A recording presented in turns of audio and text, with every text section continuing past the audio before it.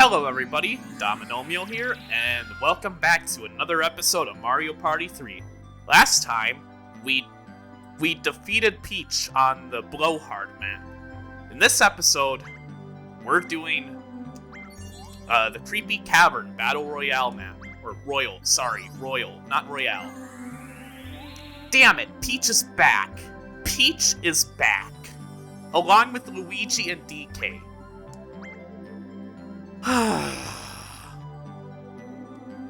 Okay. Peach is back, but that doesn't mean I'm instantly going to lose. But this is probably the most confusing map in the game for 4-player. It's not the most chaotic. That's another one later on. But it's just the most confusing in general. It's kind of weird because the map is kind of split into two paths. And not like two paths as in Deep Blooper Sea 2 paths. Like, it's actually segmented in two. Okay. Ah, the Courage Star Stamp. Okay. Damn it, Luigi. Okay, second is still good. Second is still pretty good. First is actually like one of the worst places to be in Mario Party. First turn, because then you can't really react to what other people do, and other people can react to what you do. You're basically the first one that has to expose their strategy, while others can wait till later and wait for the first 3 people to screw up, or the first couple of people to screw up. Okay. That's the star. Oh, right. I forgot this was like ambient music, not like actual music. This is a nice chill beat. I could like doze off to this maybe.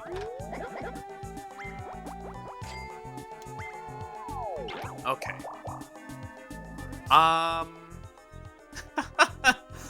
Oh.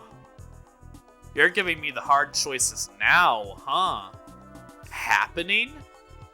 Or item?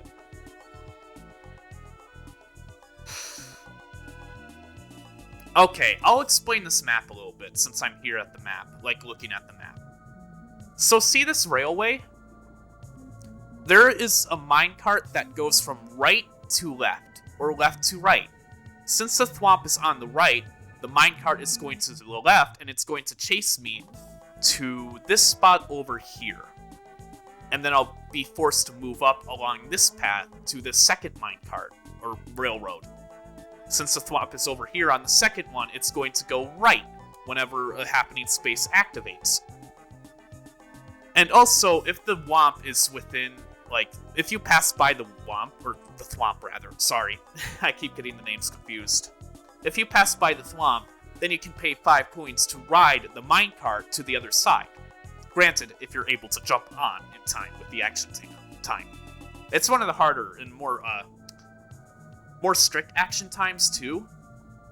It's not, like, impossible. Like, it's pretty lenient as far as QTEs, but it's hard for a party game.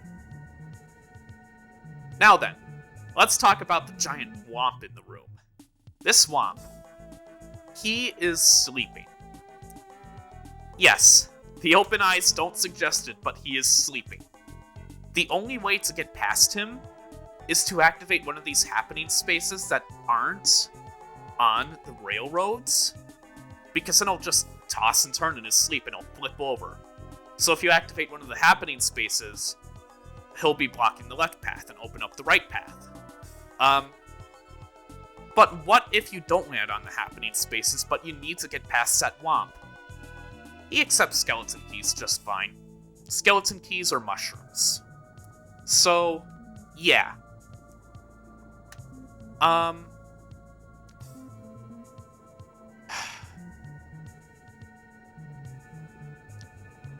Honestly, since this womp is just here, it's going to be a loop between going to the right to the shop and then going left or going down.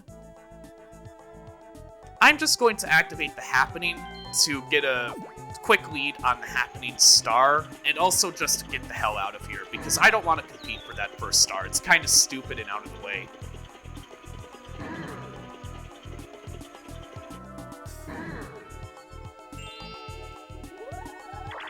But let's see what Peach does. Hopefully, she doesn't have the same idea as me. Hopefully, she goes to the left and tries for an item game. Nope. Wait. But it's going to the right this time, so she's going to be chased to the bottom right corner. So, Peach and I now have happening, and I'm the only one on the left side of the board. But, since I'm on the left side, if the Thwomp doesn't move over, I have pretty quick access to Boo. Well, not quick, it'll still take me like 4 or 5 turns to get there. Just naturally. But if I get a mushroom, I can get to Boo pretty quickly and, screw somebody out of getting a star.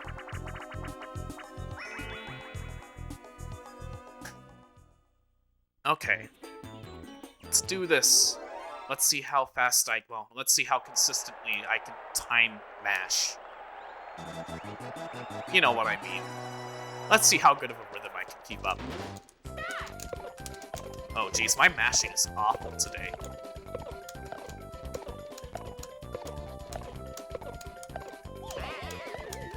Luigi, you spun out? How dare you? You're a super hard computer. You know to keep a rhythm. Looks like everybody got the carrot, but I'm in the lead because I got it first. Okay.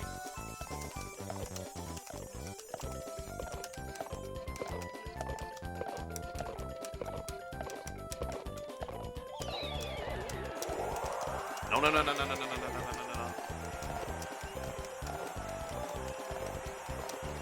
Peach won, damn it. Peach has a minigame star now. I was thinking whether I wanted to stall out that carrot just a little bit to see if I could get it on a good cycle, but I decided too late. I had indecision paralysis.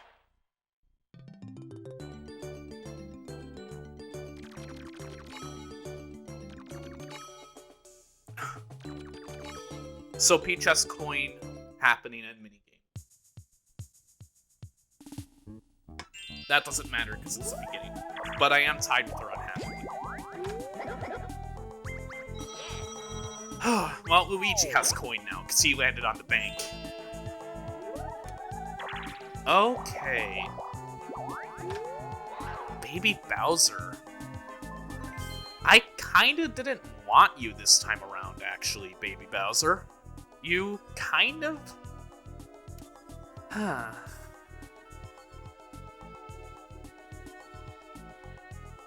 I would have preferred Toad instead, because then I could have gotten a mushroom and then just gotten to Boo ASAP.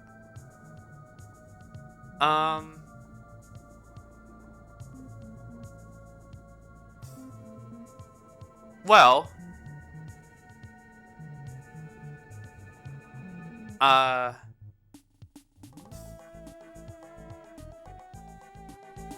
What do you have? I could get a skeleton key because the skeleton keys in this board are actually useful. Because both of the doors in this board are on the top and on the bottom. Both of which lead from one half to the other. Which, if you need to get to the other half but can't land on a happening or pay the minecart because it's on the other side, then yeah, go for it. Because one problem about this board is that the Womps can get stuck on one side. Both of the Womps could get stuck on the left or right side, most likely the left because it's harder to access. And you just couldn't see them for the rest of the game if people aren't lucky enough to, if people just aren't passing through the gates or they aren't landing on happening. So, yeah, it is good to keep in mind, but this is a pretty short game, so I don't think I really need to think in the long term like that. And reverse rooms on this board, they're not as useful as they are in Woody Woods or even like Spiny Desert. They're still useful, granted, but not as useful as they could be. I feel like the only reason you need to use a reverse room is if you wanted to utilize the loops to get to a star space early and go backwards through the loop rather than forwards. So, yeah.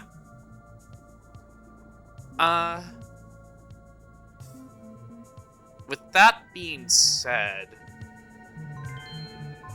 I'll still buy a reverse room because it's just nice to have on you. You never know when you need it.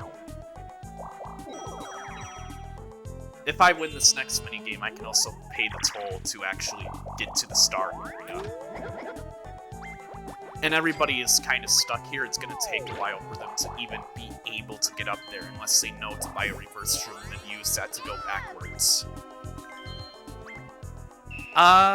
Boo repellent, golden mushroom, and a lamp. That's a pretty good pull. That's a pretty good pull, and I kind of hate you, Peach. Yeah, he wants a skeleton key. Okay. Picking panic.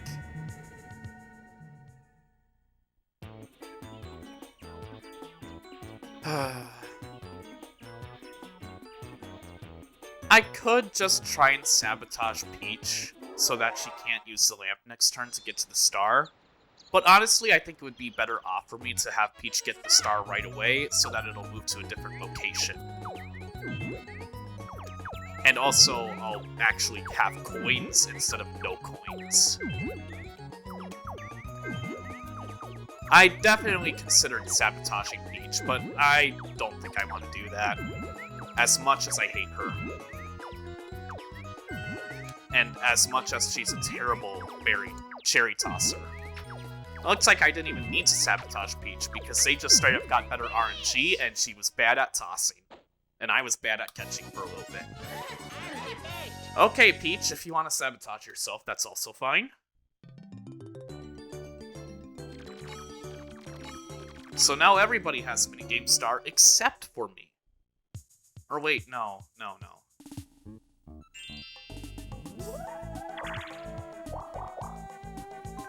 What turn is it? Yeah, turn 3. So Peach won the first minigame, and I forgot what the second minigame was already, but whatever. All that matters now is that me, Luigi, and Peach are now tied for happening. And that's kind of annoying. I didn't want Luigi to be in this area. I wanted exclusive rights to the left side of the board.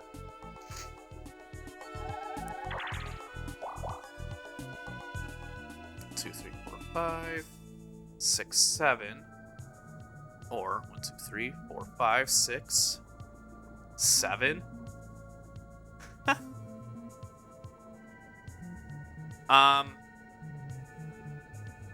While it is, you know what? Screw it. Chance time. If I can just get Luigi out of his coins and just have him give them to me, then I could use that to steal coins from Peach. If I can keep Peach under 20 coins for the whole game, that would be hilarious, because then she can't use the magic lamp. Granted, that's very unlikely to happen. Who will receive the prize? Well, so good things are about to happen either way. Peach?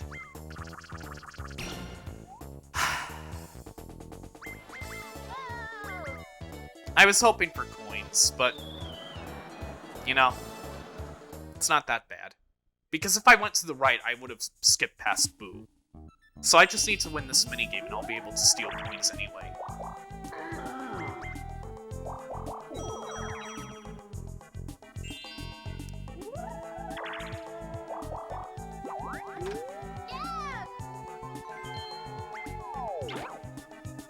Okay.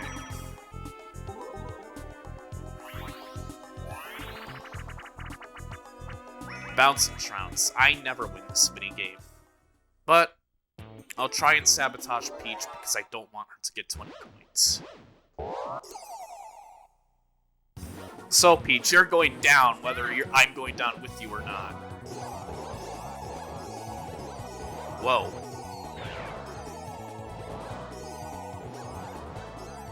Whoa.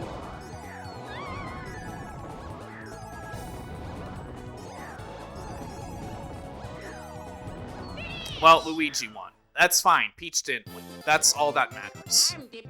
But Luigi is in the lead now for coin, minigame, and happening.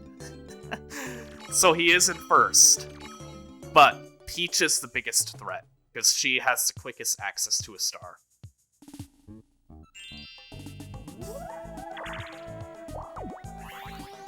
I just want 5 coins. Please, game, give me 5 coins. That's why I wanted to win that minigame. Ugh. Don't get the plunder chest. Bowser Cell. You gonna call that on me, Luigi?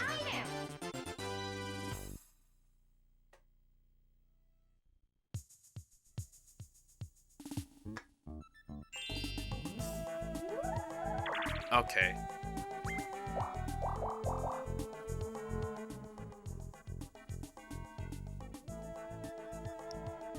Well, game guy, I guess. I don't have any coins to bid though, so that sucks.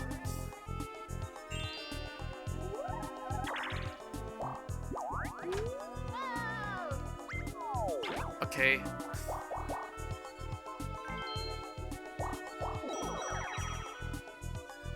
Just give me the chance to get coins. Also, everybody has now landed on a happening space, which is... that sucks. Now, my only lead, my only bonus star, everybody now has. Please give me one I can win. Treadmill Grill. Okay. It's like a 50% chance whether I win this. 30% most likely, because, yeah. This is a free-for-all. DK, you're just pummeling me, and DK actually stun-locked me. So the cool thing about this minigame, you can just kind of play passively, and... DK, stop it.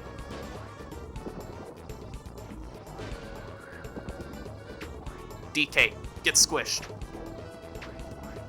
Yes! Holy shit, I won that. Okay. So even though it didn't look like it, DK was actually able to stun lock me by punching me like that. That's the power of a super hard computer. They can stun lock you, which I didn't even know. That was really scary. Okay, DK, who are you gonna use that phone on? Better not be me, because I'm in 4th.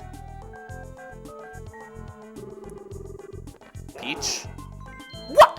What the... Ah!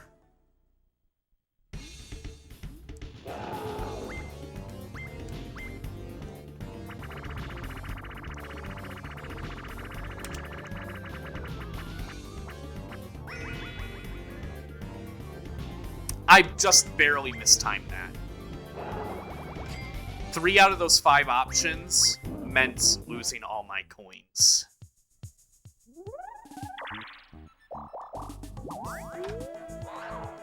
Fuck you, Luigi. Fuck you.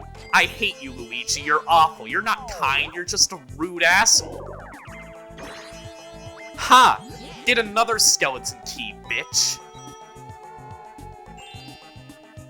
1.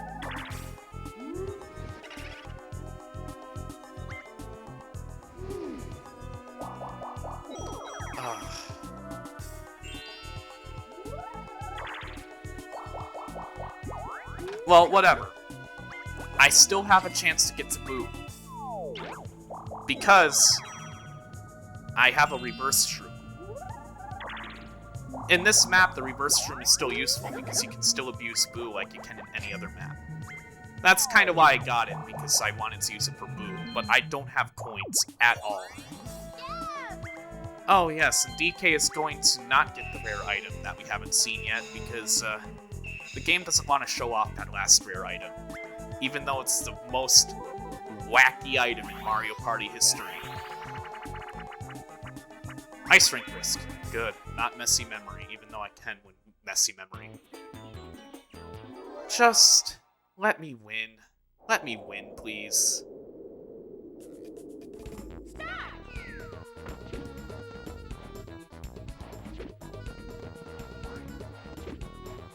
Okay.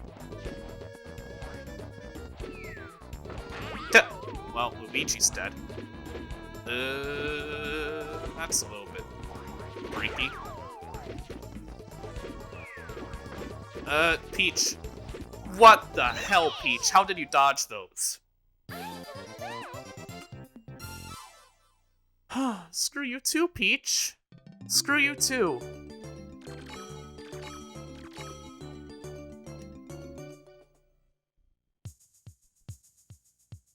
This just isn't my game. So since this game is already basically a loss for now, I'm not going to keep track of stats because, you don't want this bad of a start to a Mario Party game. You at least want like 20 coins or so. I'm going to keep talking about what I was talking about last time. So last time I was talking about like my family in general, like nieces and nephews. I like all my nieces and nephews. Don't get me wrong there. I just hate children. That's the general gist of that whole last story. Like, yeah. But the odd thing is, I hate children, but I can tolerate them. Like,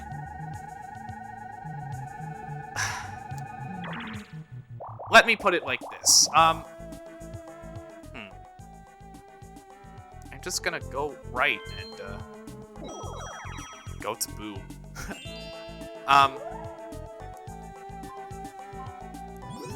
So, during freshman year, I was in what was called Honors English 9. Honors being the English that's not for, stupid. Not for, basically English for kids that actually read books. Or like, middle schoolers that read books. Basically, English, but for the middle schoolers that took their reading seriously. And I definitely took my reading seriously. I'm not calling the other class stupid, I'm just saying, like, I read a lot, and I didn't need to be in the normal course. But during Honors English 9, which that's a whole story in and of itself, which I'll delve into later, we had pen pals with 5th graders, I want to say. And no, not even 5th graders, more like 3rd graders, actually. Because they were, like, really, really tiny kids. And, yeah. I'm going up now, that's a shame. Why do you have to drag me into this, DK?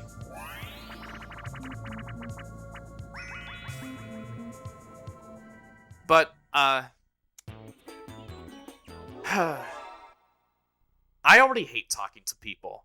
I hate interacting with people. Parties, no go. Hate them. Absolutely hate them. I can't deal with parties for the life of me. Whenever I'm in a party, I just sit in the corner and play my 3DS or whatever.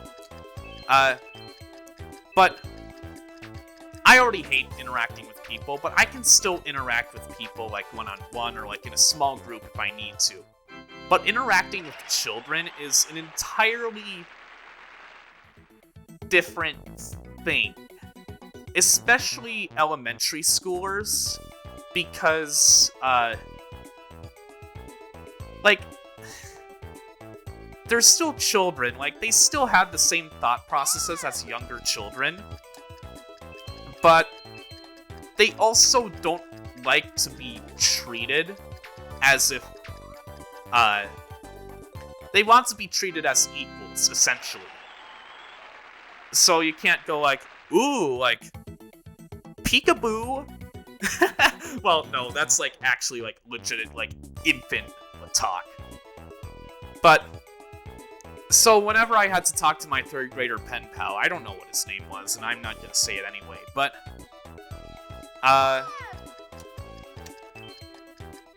it just felt really awkward because like I would talk to him like, hey, you like video games? And he's like, yeah, I play like GTA or something. I don't know what he played, but he definitely didn't play Nintendo games. I think he actually used his dad's computer to play, like, computer games, and he played, like, Call of Duty or, like, Modern Warfare or something like that. And, like, I'm not, like, just, like... I'm not just referencing that people want me to play GTA and Modern Warfare. Like, I think he actually did play Modern Warfare and, like, GTA and all that. But also... this kid, he was also just as awkwardly silent as I was. Whenever it came to talking to him, he also equally hated talking to people. So both of us would just kind of stare at each other and hope that the other one would initiate a conversation. But neither one of us did. And so it just felt kind of awkward, to say the least, because, well, it was just awkward. Boobell is not worth it here because I'm not getting coins, and stealing coins from a computer is not worth for the 15 coin price. I'm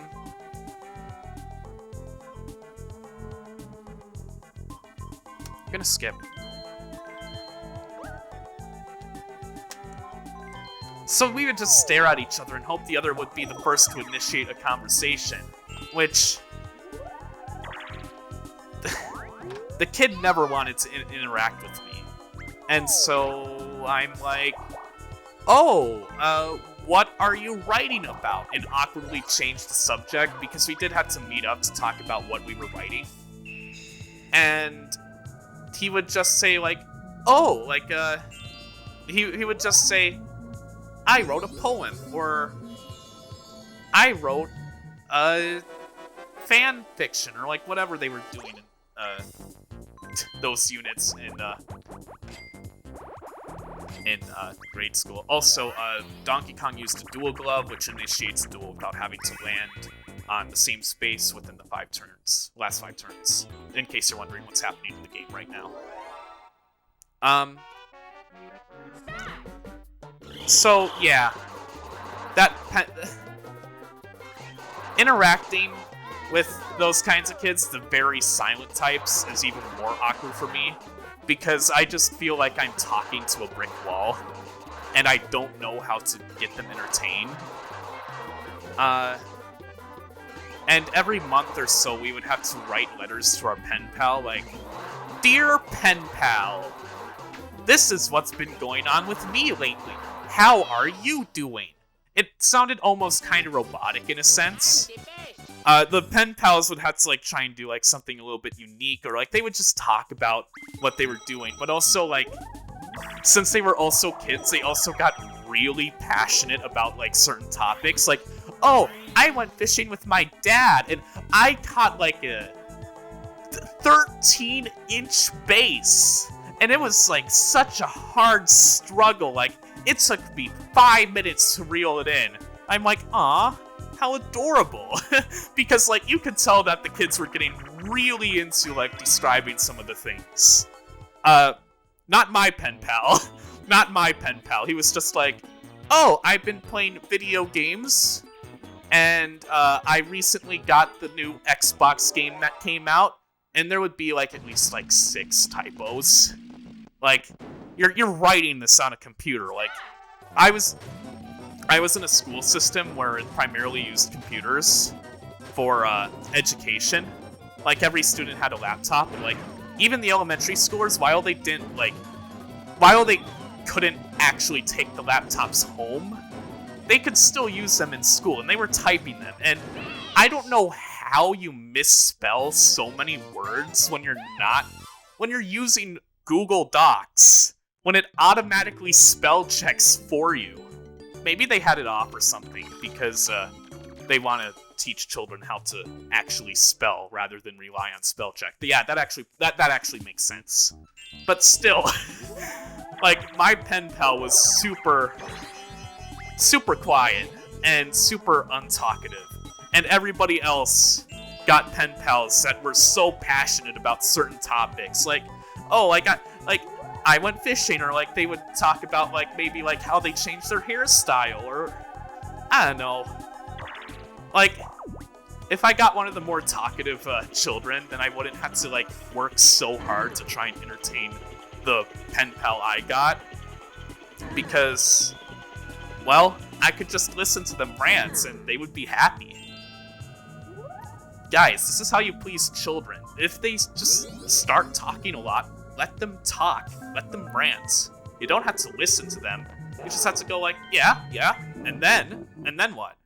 Or stuff like that. So if you're ever bothered by little children that are talking way too much and you don't want to be annoyed, let them talk, let them finish, and then they'll just leave you alone. It's the same thing with adults.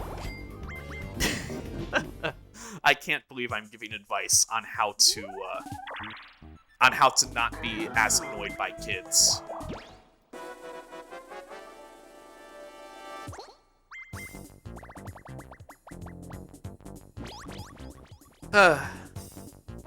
The other interesting thing about that Honors English 9 class is that, no joke, 90% of the class was girls. Were full of girls. I was one of the 2-3 guys in that class. I think in first semester of that class, there were only 2 other guys besides me. And we just kinda... No, there were 3 others. There were 3 other guys besides me in that class first semester, and all of us just kind of hung out within like the first like 2 tables, just like next to each other, because we were still like adolescent, and like we were like, well, okay, you know, like, I'm not trying to make this awkward. I'm just saying, like, we were high schoolers, and generally high schoolers tend to hang around friends of the same gender, or they tend to hang out with people as the same gender. And being in a class filled with 26 girls and 4 guys definitely makes you feel like you're the odd one out. And not like the girls were like annoying or anything. Like, the girls were all fine. It's just feels awkward to be completely surrounded by girls. Or people of the opposite gender of you, because then it makes you self-conscious. I'm trying to say this in a way so that people don't misinterpret me. But I think all of you watching understand. It's weird to be the odd one out. And so that's why all of the boys stick together. And, yeah, we would occasionally talk to, like, the other girls nearby, like, oh, hey, like, what are you writing about? And, like, we would get partnered up, of course. It was a writing class. All of us had to get partnered up with other people frequently to peer review papers and stories. So we still talked a lot to the girls. I'm really drawing this out, so it's making it even more awkward. But okay, that's that. One other thing about that class is that the teacher I had was doing her last year of teaching. She was retiring after the year that I was in her class in. So, 1, she literally did not give a shit about grading. And 2, she was a little bit low-key sexist. Not gonna lie there. And it isn't me being, like, exaggerating or, like, being mean to her. Like, I think she legitimately was a little bit sexist. And my friends who were in that class can also attest to that. Because, during the year, we had to, like, write, like, I don't know what we had. I think we had to write, like, a blog post, or... No. We had to write... No, we did have to write blog posts. But, like, the blog posts qualified as basically any kind of writing piece. It's like... I don't know what it was dubbed. I think it was called, like, Trust the Gush or something like that. Something that could be misinterpreted as, like, an innuendo really easily. And, basically the whole idea... Chip Shot Challenge again? Okay. But basically the whole idea behind that was... Okay, you get 5 minutes to write. Write about whatever comes to mind. Basically, improvised writing, essentially. But no limits, or no limitations. So it was kind of difficult to write about something. Or, like, go on to one topic and write about something.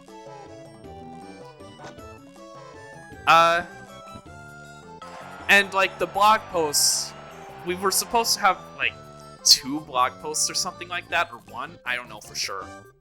And it was supposed to be, like, a Trust the Gush, like, you put your Trust the Gush, like, your best Trust the Gush moment on your blog that you created, because you had to for school. And...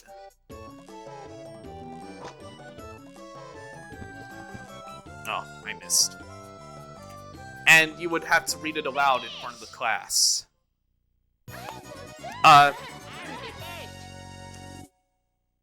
I kid you not. Most of the girls, if not all of them, chose to write poetry. Because poetry is easy. Poetry is simple. And you can come up with whatever bullshit you want, whatever bullshit imagery you want, and say, hey, it symbolizes this. And then, bam, you get a 4 because it's vaguely symbolic of something. Like, this is, like, I hate poetry. I'm not going to get into that right now. But all the girls wrote poetry, and, like, us guys were like, all of us within, like, our friend group were like, huh, why are they all doing poems? And then we're all thinking, well, we didn't do our Trust the Gush yet, so let's just write a poem. And, I didn't choose to write a poem because, like, I actually avidly hate poetry. I think it's dumb. Not all poetry, just a lot of poetry.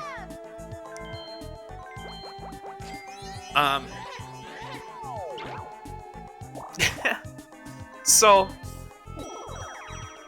whenever we got our grades back for any, like, during the Trust the Gush summative piece, most of the girls would get 3.5 or above.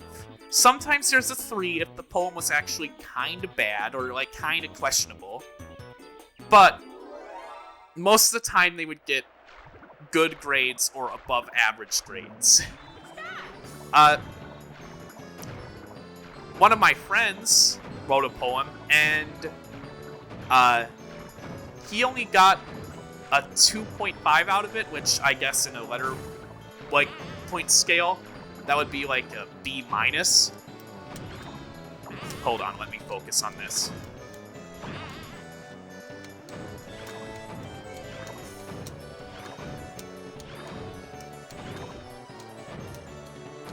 Thing is, the second part of the relay race can be the it's usually the fastest if the person that's doing it knows what they're doing.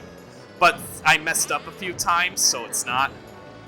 But, like, if you know the combinations really well, you can, like, just go zoom in faster than, like, the button, like the A mashers. The second part is technically the fastest, but the most complicated.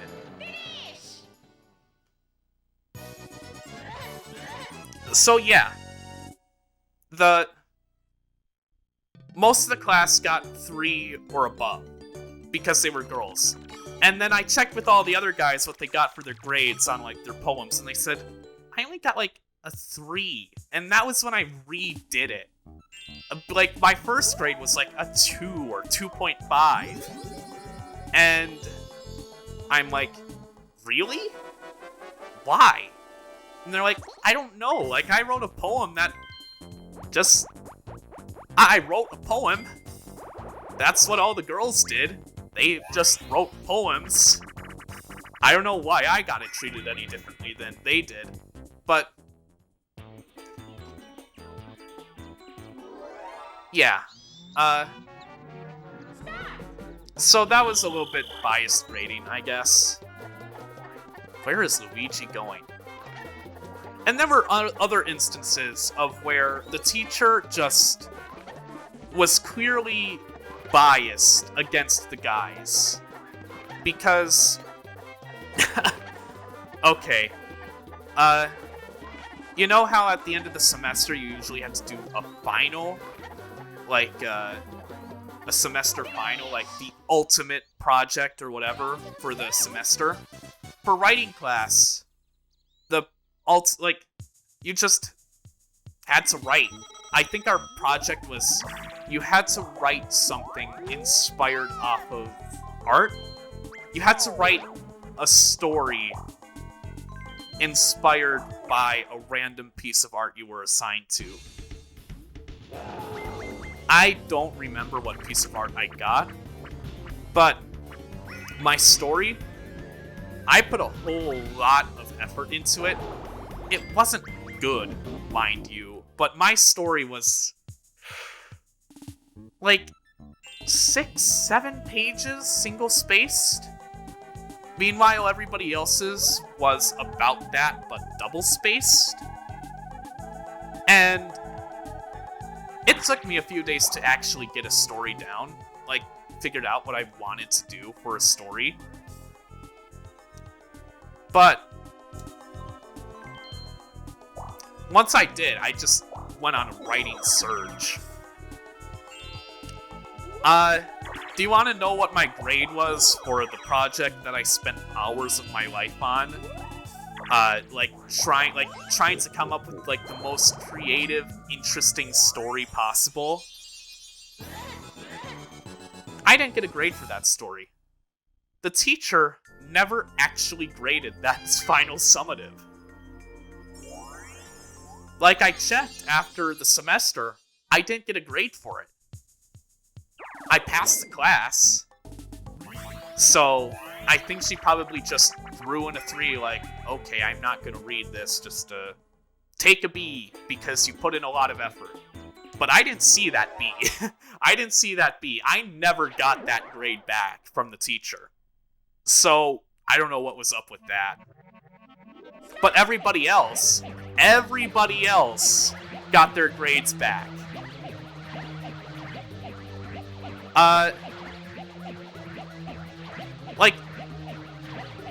I talked to, like, a couple of my other friends, or one of my other friends, about the final summative, and he said, yeah, I never got a grade for that either.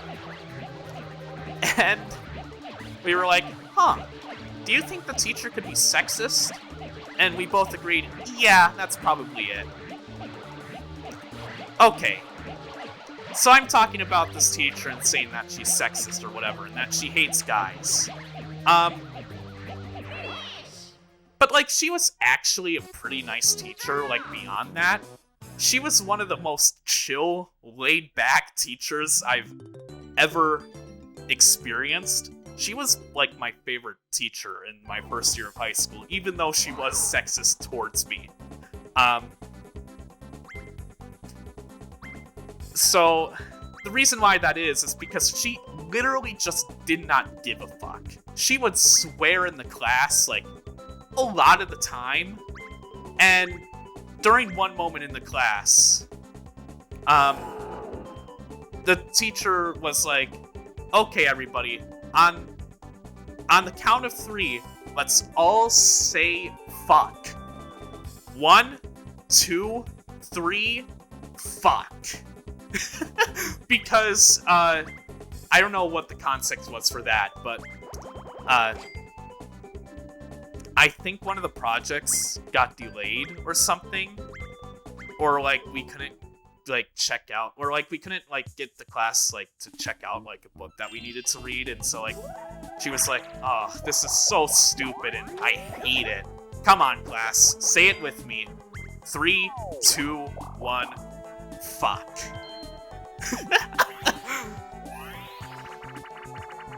And it's not like this high school was super worried about swear words. But if you say a swear word in front of a teacher, or said a swear word in front of a teacher, they would call you out for it and be like, don't do that. So it was kind of funny. I mean, she was retiring the year of.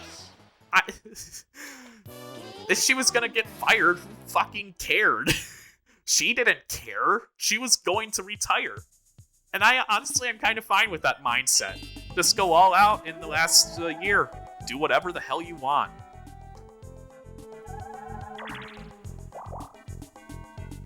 Okay.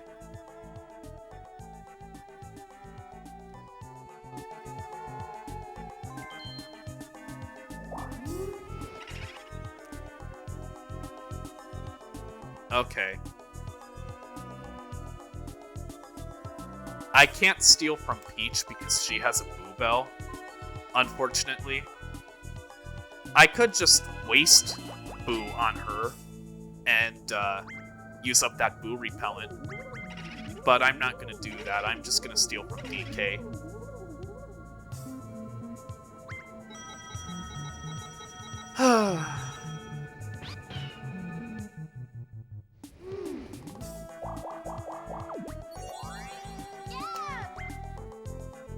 Skeleton key. No! I should have said Plunder Chest. I thought maybe I could have gotten a rare item. So yeah. Look. Honors English 9 was one trip of a course. It was hilarious. Mostly full of ups, just like in the class. But according to, like, grade-wise, it fucking sucked because the teacher hated me. Or, like, she low-key hated my work, I think, or she just hated guys. She probably wanted just an all-girls class.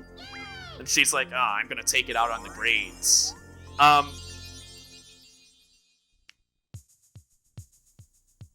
But, like, otherwise, that class was just super fun and hilarious. Like, the first unit we started off with was reading the book A Separate Piece, which, for those of you that haven't read that book, it's basically, from what I remember, it's a book about going off to... It's kind of like a coming-of-age story about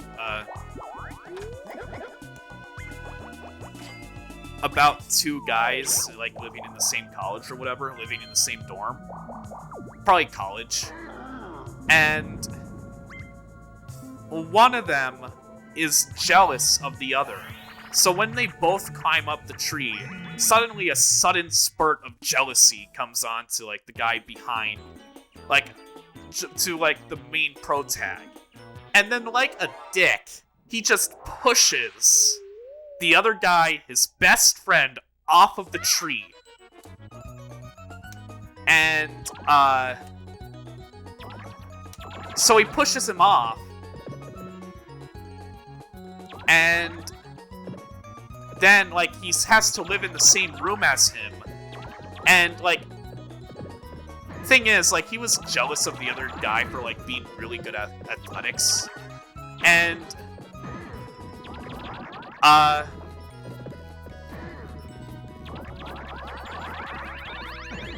nice. That was a nice combo. He was jealous of, like, the other guy just for how much he idolized him. Like, he idolized him way too much. And so he's like, but I'm never going to be as good as him. So why don't I make him worse and just push him off the tree? He pushes him off the tree, then he gets a broken leg for the rest of the book, pretty much. And,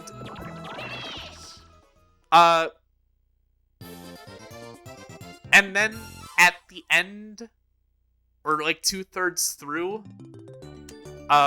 friend dies, the one that he pushed off the tree, because there was like some kind of like something wrong with his bone marrow and it was like getting infected into his bloodstream. And so it of course took place like I don't know when, but sometime in the 1900s when hospital technology wasn't as advanced for, like, you know, healing people. So he died. So basically he killed his friend in the end. That's basically it. And this whole time me and my friends are, like, yelling at this guy, like, why did you push him off? What? You literally just killed him. And yep, that's how the story went. And the other thing about that book too is that, like, I don't remember too much of it, but we were also making fun of the fact of how, like, clearly, like, how much the main character wanted to fuck his friend. We weren't making fun of gay relationships, we were just making fun of the writing in general. Because it was so obvious that Protag wanted to fuck his best friend. and like, he was being really tsundere about it.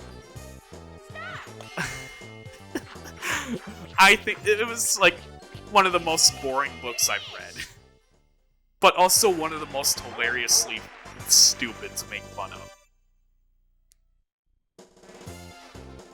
Like, oh, like, I'm super jealous of my friend.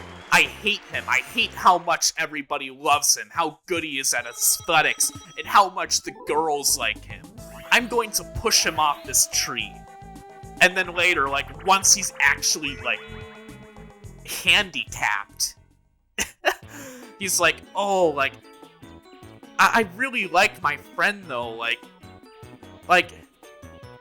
almost a bit too much. Like, maybe I'm having, like, weird feelings for him. Like, is it possible that, like, no, I couldn't be. This is just a normal relationship between me and my friend that I pushed off the tree.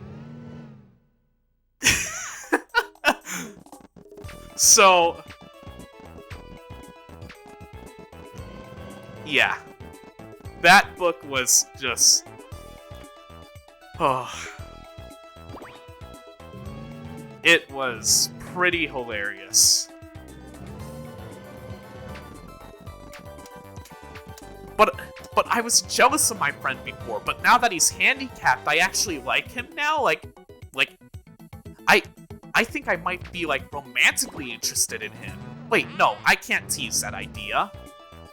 Because it was still in the 50s, and, like, you know, gay rights didn't really exist back then. Or, like, in the 1900s.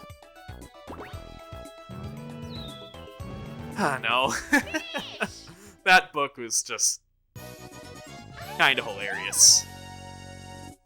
And I'm sure there are people out there that have read the book and are saying, like, no, but, like, it's actually a genuinely good book, as it shows, like, the, like, psychological relationship between, like, your friends, or, like, whatever, or, like, idolizing somebody too much. Yeah, fair point. But I've never really been too good at analyzing books. I usually take them at face value, and then if I really want to, I will look further into them. But most of the time, I'll just be like, that was a pretty neat read. And if it's trying really hard to be symbolic, or, like, just so much imagery and wordplay, basically like Shakespeare, or, like, oh, even worse, Heart of Darkness, I'm just get bored of it. I go on autopilot.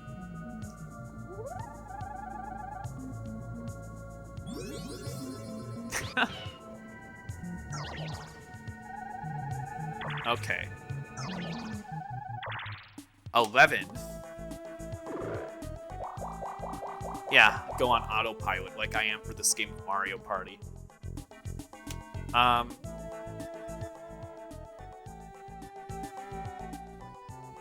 I can get the star.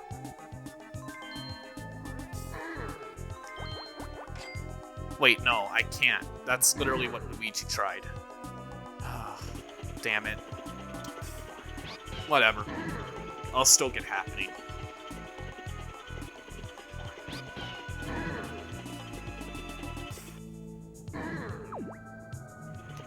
Wow, just a repeat of Luigi's turn. Yeah, so... And, like... Thing is, even, like, with that book,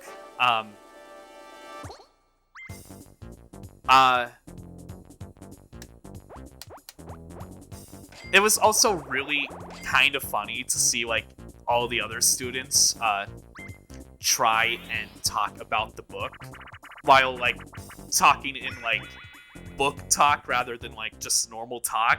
Like, it was really funny to see, like, all the other students talk about, like, oh, like, and, like, also, like, about how, like, Glenn and, like, Phineas or whatever, like, their relationship and how much, like, he idolizes Phineas and, like, how athletic he was and, like, just how much he likes him in general. Like,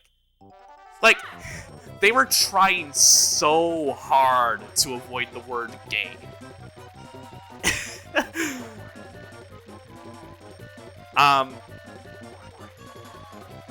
Because they were trying to remain neutral about it, but in my book, it's okay to use the word gay as long as you don't mean to be offensive about it. As long as you don't use it as a derogatory term.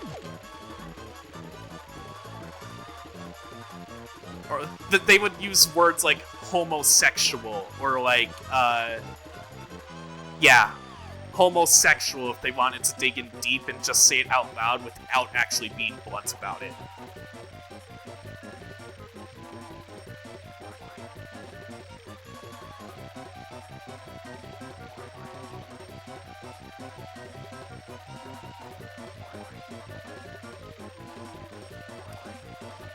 Other units we had in that class, well, we read Romeo and Juliet like every high schooler has to. That was just kind of a hilarious unit of its own. We had to learn romantic English or whatever, or like learn like how it worked, because we read like the actual like not the translation, but like the actual original piece, and not like the friendly translated version. But we made fun of the translated version a lot. Like,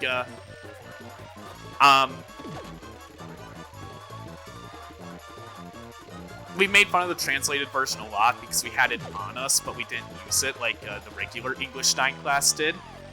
And we read like some of the lines and they were like, "Hey chick, wanna go out with me?" And like, meanwhile, like the actual original translation was like, no. You beauty, shall thee, go dine with me? To the, I don't know, some random, like, old English like that. And then the translation is like, "Hey chick, wanna go out with me?" Like, what? That's not how Shakespeare wanted his book to be written. Sorry, but even I can attest that no, translating Romeo and Juliet into modern English was a mistake.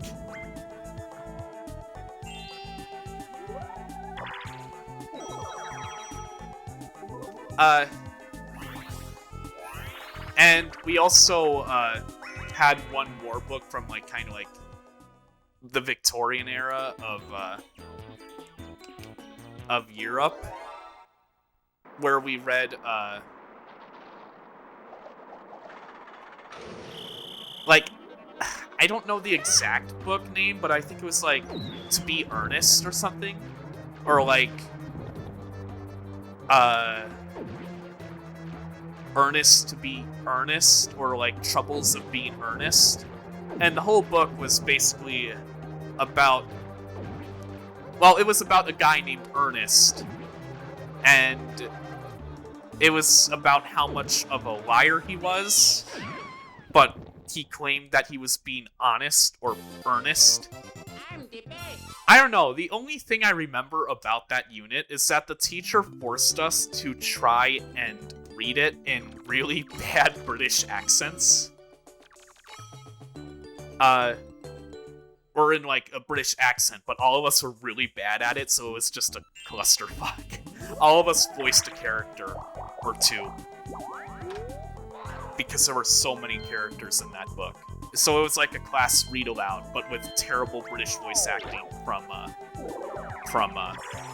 every single student. So I was gonna throw a jab at Xenoblade 2, but Xenoblade 2 actually is good for the most part, except for Rex, who is good except for when he's streaming.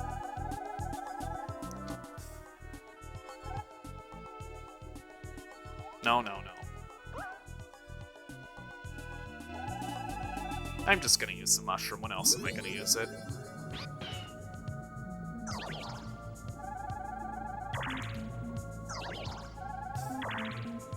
So, or no, yeah, the book was called The Importance of Being Earnest. I finally remembered.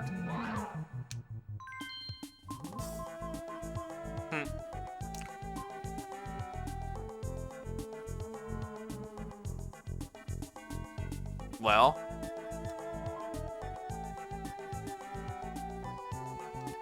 I guess I'll... Wait, why did I buy... I meant to buy the Bluebell, just so you know. I didn't mean to buy the Lucky Lamp.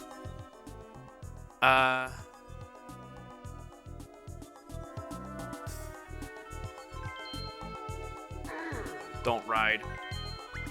I meant to buy the Bluebell. Yeah, I'll just get another happening.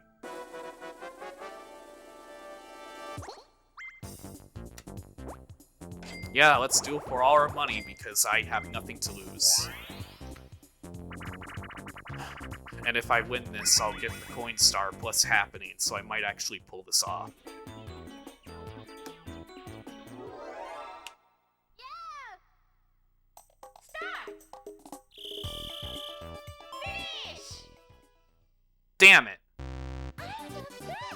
If you pick too early and guess wrong, then the other person wins. Damn it, I actually would have gotten coin star and happening star from that, and I could have won. If Peach didn't get minigame star.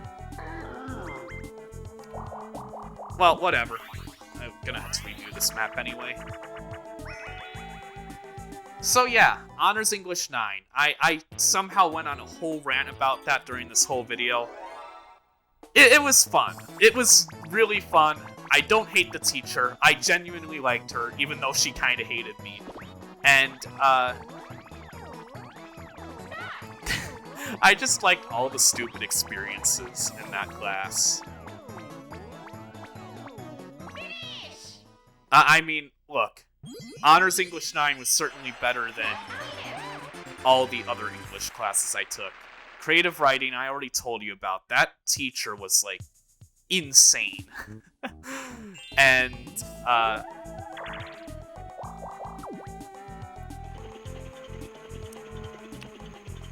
and all the other English classes just were lackluster. They didn't really do anything for me. Oh, okay, I guess the teacher during AP Lit, like AP Lang, same teacher. She was cool, she was nice. But it was hard to present her your writing pieces because she was like a super critic. Like, she was on everything. Any grammatical error you may have had.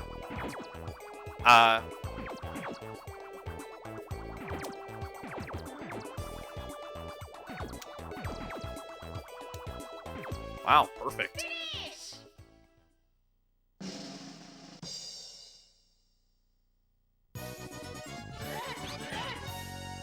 But yeah, she would correct any and every mistake you made.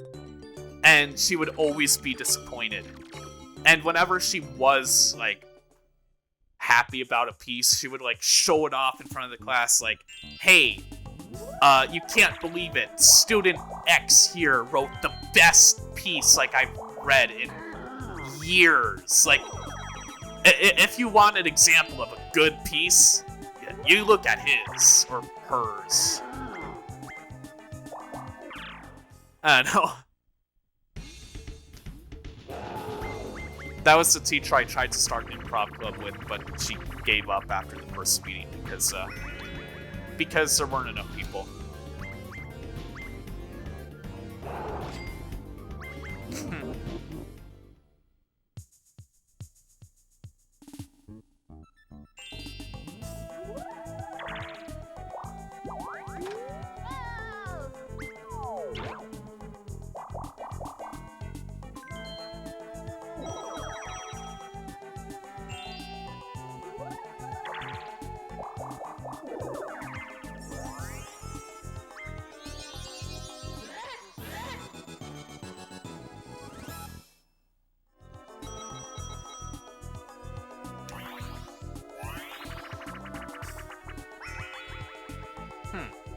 Boulder Ball.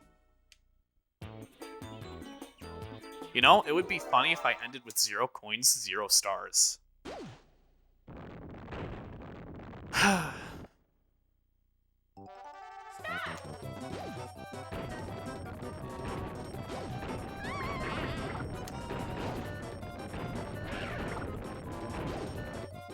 Well, this minigame is pretty easy.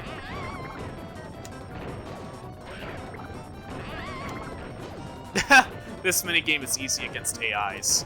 One thing you can do if the 3-player team is human, two people can go on the edge and just walk right one after another, like line order.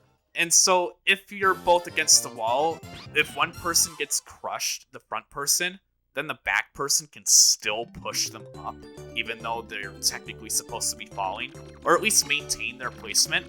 And then the last person can just go to the other side and slowly creep up while the other person is worried about the two that are pushing themselves up. There's actually strategy behind that minigame. I mean, it's still kind of unfair towards the one, because if, like, somebody's pretty good at dodging boulders, then yeah. But still. Yeah, Peach had the most coins. Yeah, Peach got Coin Star, Peach got Minigame, and I may have gotten Happening, but not really. Yoshi and DK. This was a lame game. This was a very lame game. Nothing happened. I was just talking about my English class the whole time that I had in freshman year. Granted, there are a lot of stories from that class that I could tell that are hilarious. Just about the teacher, or about the units, or about, like, my friends reacting to the units. Like, I haven't even told every single story there is. I mostly just described it in general and talked about the teacher. But I think I'm done talking about that for now. Let's see, the recording session is about an hour 53 minutes. Let's see the detailed results. Yep, coins. I gave Peach the coin lead. Even if I got the coin lead, I still wouldn't have won. Wow, I was actually really close with the minigames. If I won that first minigame, I would have gotten minigame star along with Peach. So if I got rid of her coin star, got 2, got the minigame, got 3. I actually would have won if I won one more minigame and won that dual minigame, even though I did nothing that board. Because it would be a net swing of... Well, she would lose 1 star, I would get 2 stars. It would be a net swing of 3 stars. Basically, if I got all 3 bonus stars, I would have won. Yeah.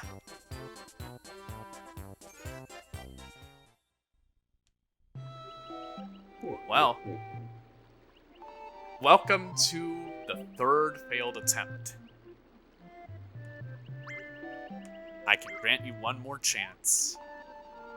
Well, next episode. Next episode, we'll do another attempt of Creepy Caverns. My least favorite part of this game, besides Deep Blue Sea. Even though the music is cool and the atmosphere is cool. Whatever. See you then. Bye.